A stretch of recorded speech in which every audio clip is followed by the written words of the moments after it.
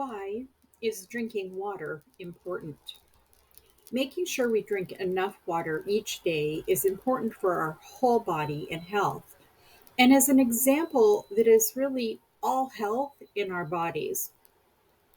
When we don't have the hydration that we need, we can see it changes many things in our bodies, from our brain to our organs, our joints, and even in how well we can control our body temperature. You may have heard not having enough water can give you a headache. True.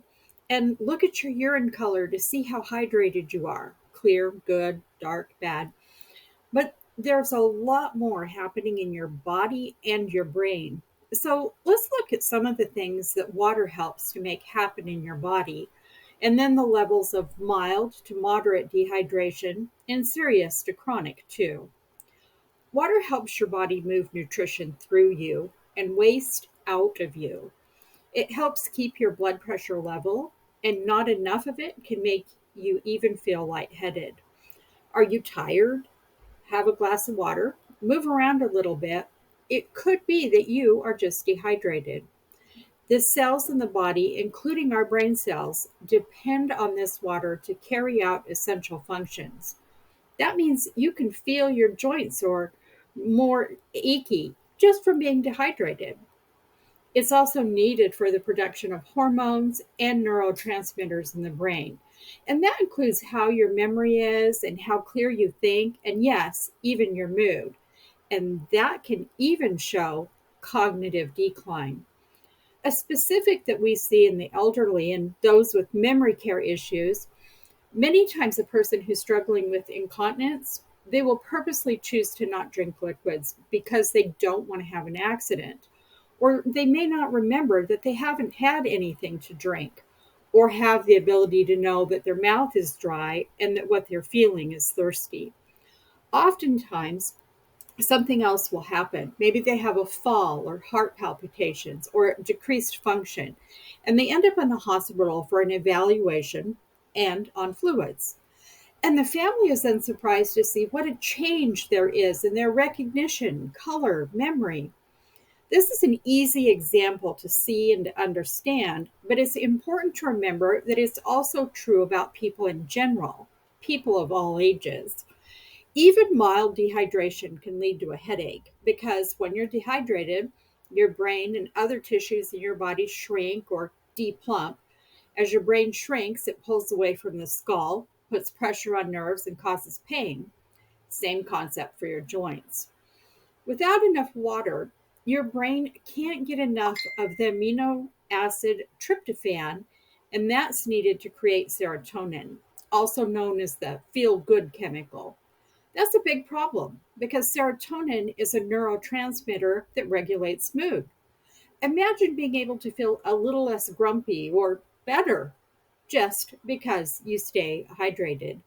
We know drinking water is a habit that we need to develop and actually do. But some people need another way to get more fluids, especially the elderly in the example above. And the great news is there are other ways to hydrate too, not instead of, but in combination with drinking water. There are a lot of foods that have a high water content, like watermelon, honeydew, cucumber, strawberry, celery, citrus fruits, and more.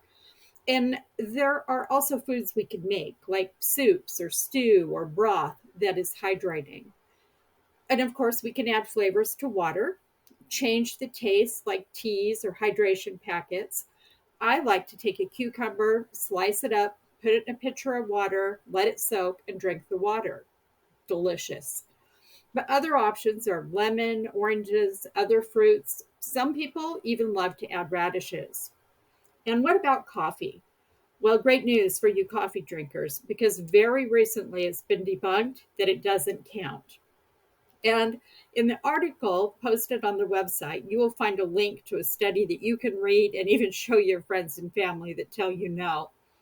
This is not a free pass, that it's your only intake. There's still too much of what's in the coffee that affects things like your blood pressure. So, what are some of the warning signs of dehydration? Some of the mild dehydration signs include First, stop what you're doing if you notice any of these. Drink a glass of water or two, cool off, reevaluate. So you might be feeling thirsty or lightheaded, unable to focus or concentrate, have a dry mouth, tiredness, headaches, some light muscle cramps or even weakness, constipation, having a dark color or strong smelling urine, or passing urine less often than usual.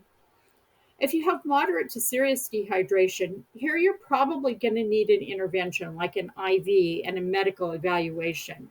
You might see that you have confusion, even have a seizure, loss of consciousness, dry and sunken eyes, severe muscle cramping, low blood pressure, problems with your mobility and movement, inability to understand what someone is saying or asking, and even heat stroke. And what are some of the symptoms of long term dehydration?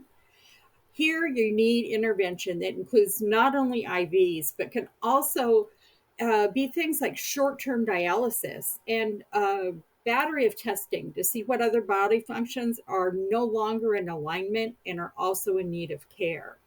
So, someone who's always having headaches, an inability to read through and comprehend or listen and follow along, high blood pressure, tiredness or fatigue, muscle weakness and cramps, constipation, disorientation, dry, flaky skin, decreased kidney, heart, or digestive function, seizures, heat stroke.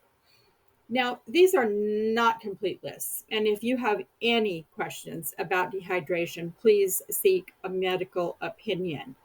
And if you're a care provider for a family member and you see a change in behavior, consider hydration. Next, go have a glass of water.